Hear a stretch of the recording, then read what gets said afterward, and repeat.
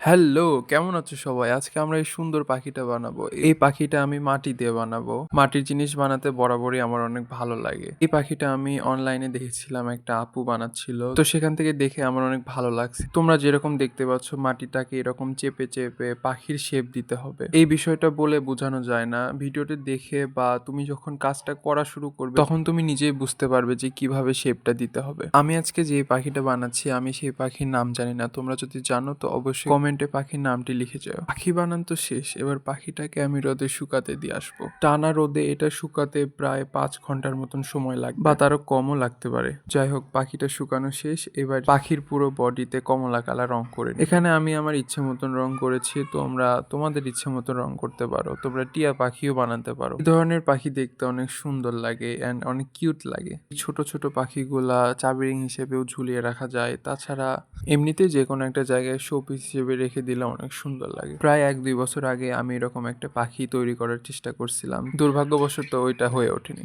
And সব শেষে আমাদের পাখি রং করার পরে কেমন লাগছে অবশ্যই কমেন্টে জানিও।